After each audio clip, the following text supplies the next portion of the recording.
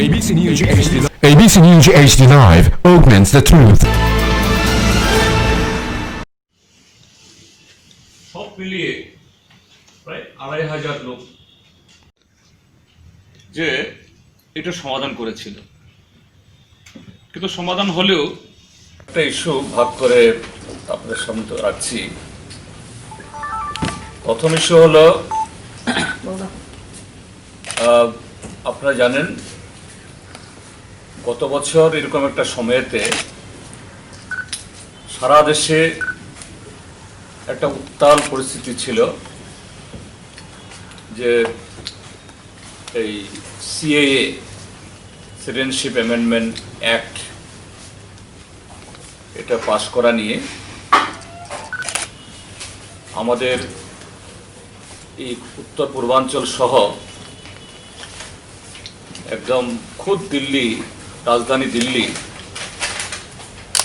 এটা প্রচণ্ডভাবে জনবিক্ষোভে একটা অচল অবস্থা তৈরি হয়েছিল। এবং আপনারা জানেন যে এই দিল্লির যে বিক্ষোভ, এটাকে দমন করার জন্য শুধু প্রশাসন যন্ত্র দিয়ে না,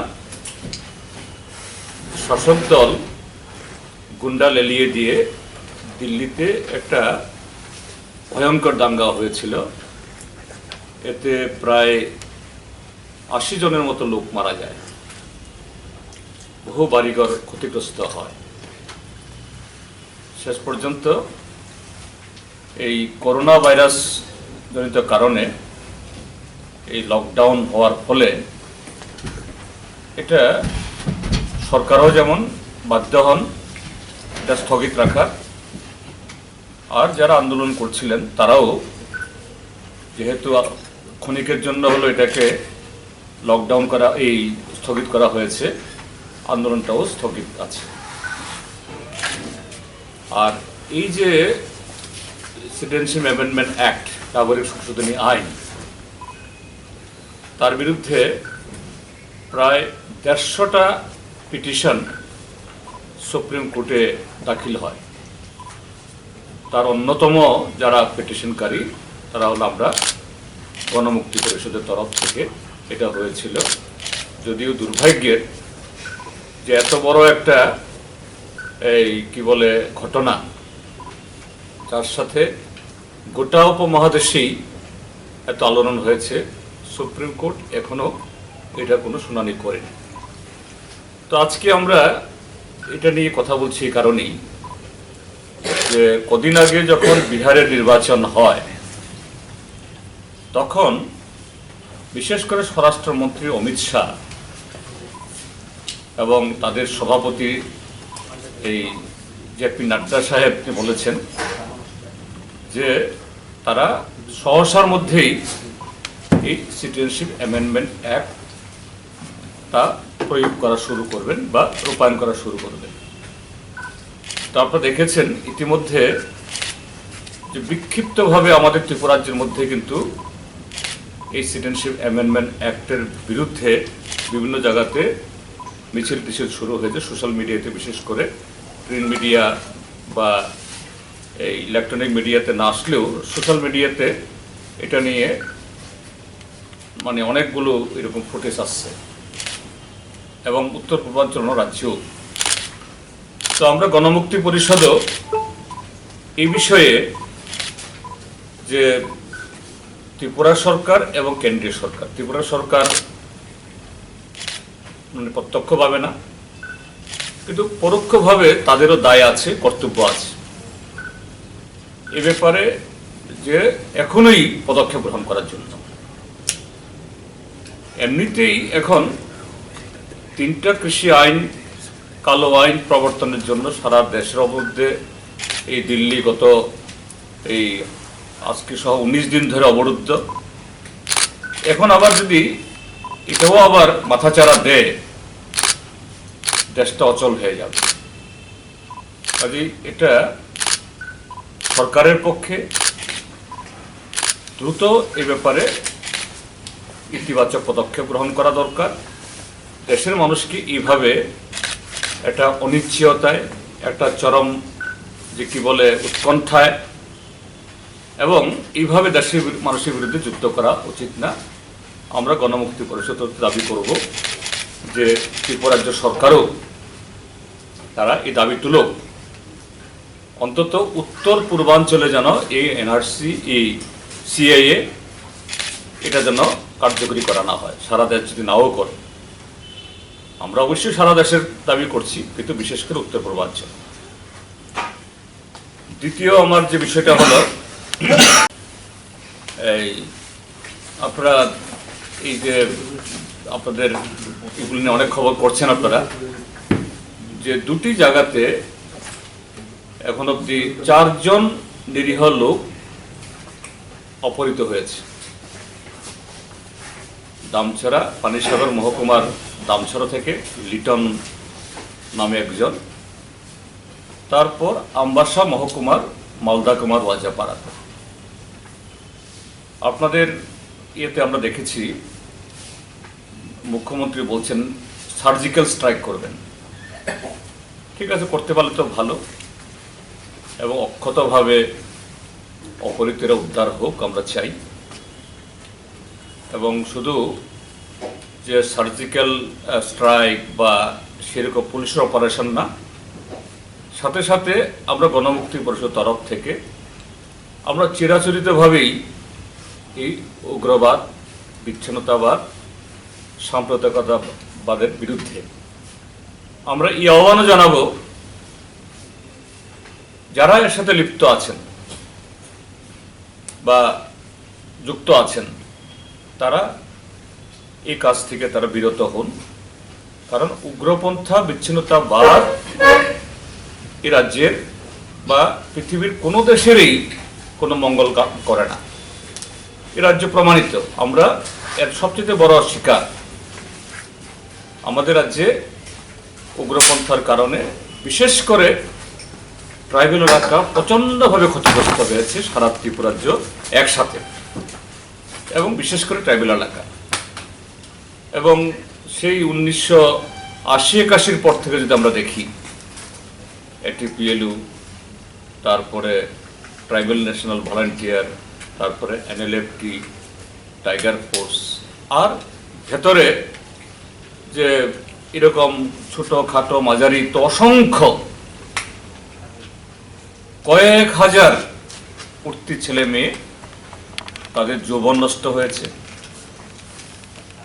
তাদেরকে এইরকম মানে কি বলে নানা লোভে এদেরকে আকৃষ্ট করে বিশ্ববিদ্যালয় থেকে, কলেজ থেকে, স্কুল থেকে বহু ছেলে গেছে, কিন্তু কি হয়েছে, এদের জীবনটা শেষ হয়েছে। তার সাথে এই গত 2.5 দশকের যে উগ্রপন্থা, এই ত্রিপুরার যে এই নিরীহ মানুষ থেকে শুরু করে শিক্ষক, কর্মচারী, পুলিশ, সিআরপিএফ, টিএসআর, বিএসএফ,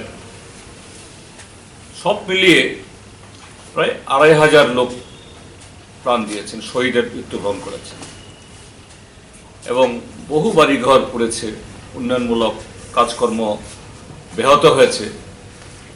আখেরে কোনো অংশে লাভ হয়নি, ক্ষতি হয়েছে। বামপন্থী ফ্রন্ট সরকার ধৈর্য সহকারে, সাহস, ধৈর্য, বিচক্ষণতা, তার সাথে জনগণকে নিয়ে, শুধু যে নিরাপত্তা কর্মী না, এবং তার রাজনৈতিক কার্যকলাপ, রাজনৈতিক কার্যকলাপ মানে আমি কোনো পার্টি কথা বলছি না, অর্থাৎ জনগণকে ইনভলভ করে যে এটা সমাধান করেছিল। কিন্তু সমাধান হলেও অল্প কিছু বীজ তো থেকে যায়। বাংলাদেশে পার্বত্য চট্টগ্রামে তাদের কিছু বীজ ছিল, কিন্তু তারা ত্রিপুরা রাজ্যের মধ্যে যে আবার প্রবেশ করার সে সাহস তাদের হচ্ছিল না। ত্রিপুরা রাজ্যে 2018 ফেব্রুয়ারি অবধি এই বামফ্রন্ট সরকার ছিল। প্রায় 2014-15 সালের পর থেকে এরকম কোনো ঘটনাই হয়নি। এটা প্রায় টোটালি একটা স্তীমিত করা গেছিল। আরও যদি এটা চালিয়ে যাওয়া যেত এটার হতো, কিন্তু এই যে ছোট্ট বীজ বাংলাদেশের এই মায়ামি রিজার্ভে আছে বিদেশি মদত পুষ্ট হয়ে, এটা এই বিপ্লব দেবের সরকার হওয়ার পর আবার কিছু সার বা এই উৎসাহ পাচ্ছে বা সুযোগ পাচ্ছে, স্পেস পাচ্ছে। কি করে?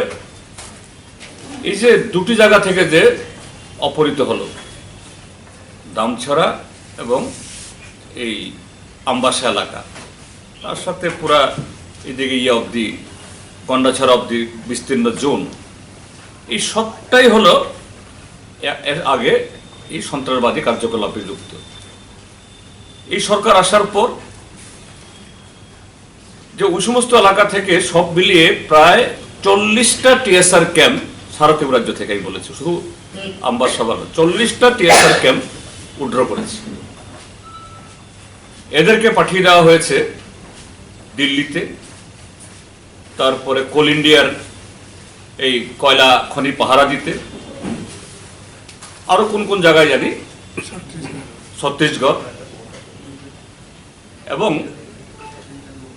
মানে ক্রমে ক্রমে 3 ব্যাটালিয়ন টিএসআর চলে যাবে। তো 3 ব্যাটালিয়ন টিএসআর যাওয়া মানে এক একটা ব্যাটালিয়নে সব মিলিয়ে প্রায় 1100 জওয়ান থাকে, যে 3300 জওয়ান চলে যাবে।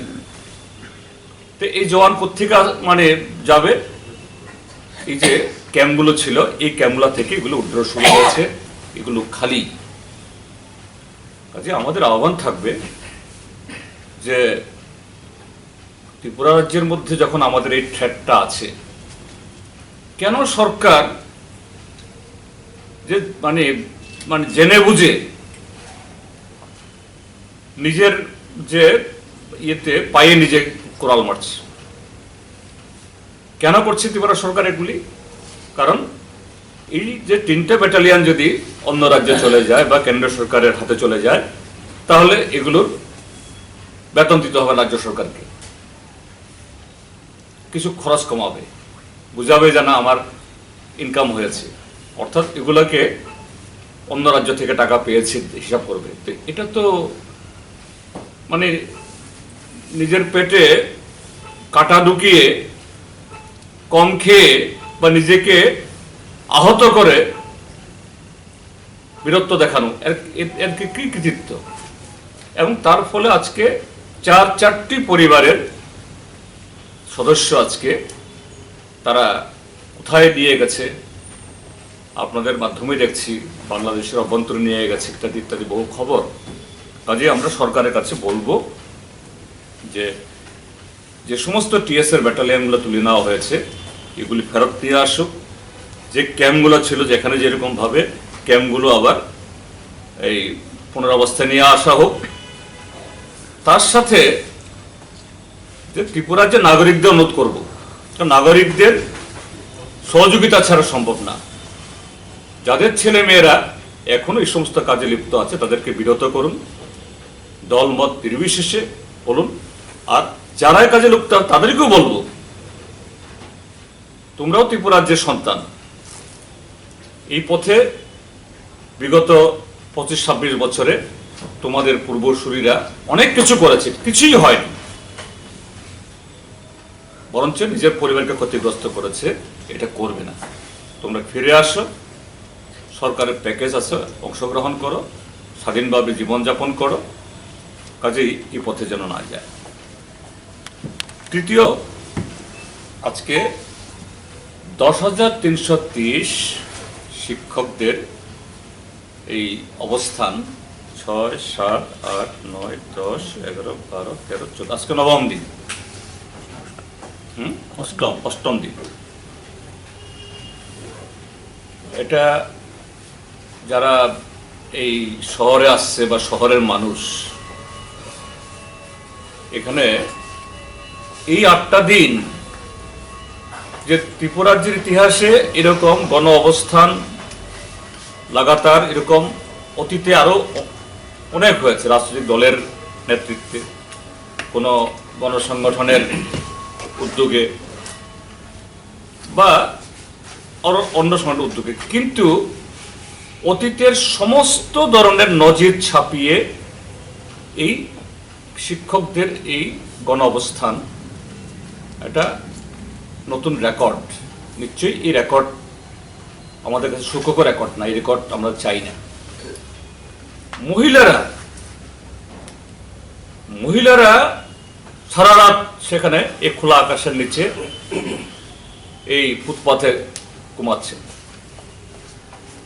গতকাল একটা ইয়েতে সোশ্যাল মিডিয়ায় দেখেছি, একটা মা তার কুলে 59 দিনের একটা শিশু নিয়ে, মাত্র তার 59 দিন বয়স, 2 মাসও হয়নি, ওকে নিয়ে এসছে। তো কেননা তাদের যে জীবন জীবিকার যে সংকট, আগামী দিন যে অনিশ্চিত মৃত্যুর দিকে যাচ্ছে, ইতিমধ্যে 76 জন লোক মারা গেছে, কাজে অনন্য পায় এমনি মরব এখানেই। কিন্তু দুর্ভাগ্যের যে বর্তমান সরকার, তারা নির্বাচনের আগে প্রতিশ্রুতি দিয়েছেন, তারপরে অনেক কথা বলেছেন, এবং সর্বশেষ আজ থেকে 2 মাস আগে তাদের মহাকরণ অভিযানে তাদেরকে পুলিশের লাঠিপাটা, জল কামান আক্রমণ, নানা হেনস্থা করে আটকাতে পারলেন। এরা গেলেন, মুখ্যমন্ত্রী কথা বললেন, এবং মুখ্যমন্ত্রী বললেন আমি 2 মাসের মধ্যে ব্যবস্থা করছি। আজকে 8 দিন বসে আছে আমাদের ভাইয়েরা, বোনেরা তাদের শিশু কন্যা সন্তানদের নিয়ে। এই সরকারের একজন কর্তা ব্যক্তি এসে কথা বললেন না। কতটুকু অমানবিক হতে পারে? হ্যাঁ, ত্রিপুরাজ্যের জনগণের যে তাদের প্রতি সমর্থন আছে এটা প্রমাণ। কারণ এদের তো এখন দুবেলা খাওয়ার ব্যবস্থা নেই, যে অনেকে তরি তরকারি, চাল ডাল, ক্ষেতের আলু, কফি, এবং সবচেয়ে আরো বেশি যে উৎসাহব্যঞ্জক বা অভানীয় হলো, আমি আবারও বলছি উৎসাহ হলো, এটা মানে এরকম নজির না হওয়াই ভালো। একটা বাচ্চা মেয়ে, ক্লাস 1-এর মেয়ে, তার জমানো যে মাটির তৈরি ইয়েতে করে এরকম সেভিংস এগুলো নিয়ে এসে জমা দিচ্ছে। তাহলে সাধারণ মানুষ, পথচারী, রিক্সাওয়ালা, শ্রমিক, দিন আনে দিন খায়, তারা এসে দাঁড়াচ্ছেন। আর এই রাজ্যের সরকার কত নিষ্ঠুর, অমানবিক হতে পারে?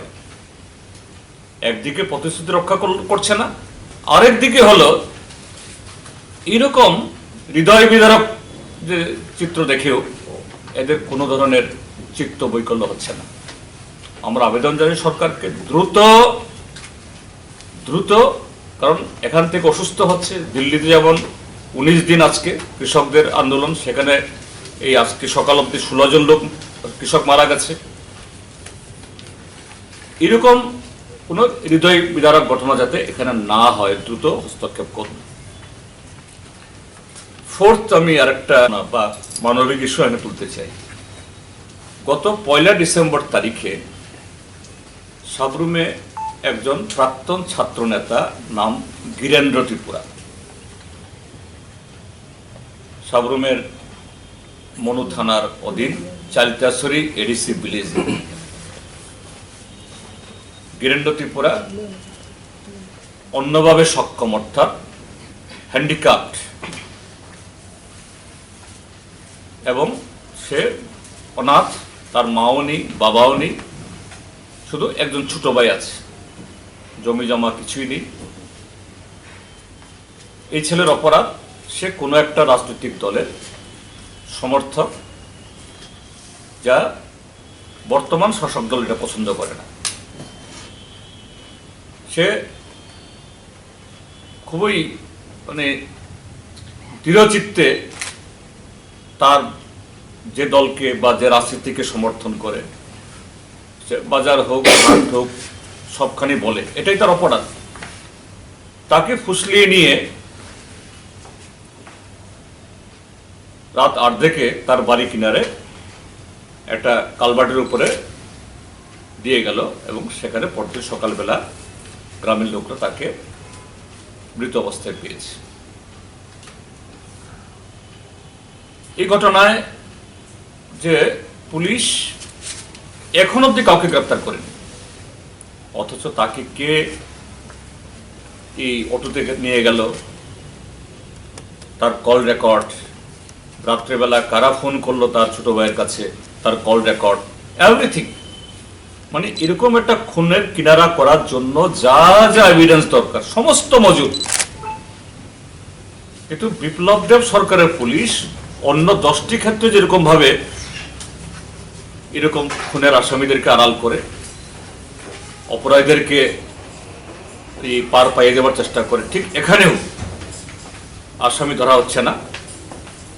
উপরন্তু কি হয়েছে, আজ থেকে দিন 4 আগে বামপন্থী ফ্রন্ট সরকার Tripura forest development and plantation corporation TFDPCর মাধ্যমে ভারত সরকারের রিজার্ভ ফরেস্টে ক্লিয়ার করে মানে এটা ডাইভার্ট করে ট্রাইবাল ওয়েলফেয়ারের টাকা দিয়ে প্রায় 1,500 হেক্টর রাবার বাগান করেছে বিভিন্ন জায়গাতে। ওই রাবার বাগানের 300 গাছ সরকারি নিয়ম কানুন মেনে এই বীরেন্দ্র ত্রিপুরা এবং তার ছোট ভাই নীরেন্দ্র ত্রিপুরা দুজনকে দিয়েছিল। আজ থেকে 4 দিন আগে বিজেপি দলের লোক বলেছে না, ওই রাবার বাগানেও তার ছোট ভাই নীরেন্দ্র সে যেতে পারবে না। তার মানে হলো তাকে যে নিশ্চিত মৃত্যুর দিকে যেতে হবে, কারণ তাদের আর কোনো ইনকাম নেই। মানে বিজেপি কতটুকু যে মানে অগণতান্ত্রিক, অমানবিক এবং অন্যায় কাজ করতে পারে। একদিকে যে ভাতা এই যারা প্রাপক 92-93 বছরের বৃদ্ধ এই মা বাবা, এদের ভাতা কাটিয়ে দিচ্ছে। আর এখন একটা যে অনাথ 2টা লোক, তার একটা বড় ভাইকে খুন করলো, একটা আসামি ধরা হচ্ছে না, আর তার ছোট ভাইয়ের যে এখন এই রাবার বাগান এটা কেড়ে নেওয়ার ব্যবস্থা হচ্ছে। কাজে আমরা গণমুক্তি পরিষদ সরকারের দৃষ্টি আকর্ষণ করছি যে আসামি ধরা হোক, দোষীদের শাস্তি দেওয়া হোক, আর বীরেন্দ্র ত্রিপুরাকে অন্য আর্থিক সাহায্য তো করবে না তারা, আমরা জানি, অন্তত যে বেনিফিট তাকে দিয়েছে পূর্বতন সরকার এটা যেন কেড়ে না নেয়, সে যেন তার সম্পত্তি ফেরত পায়, এই ব্যবস্থা করবে। ধন্যবাদ।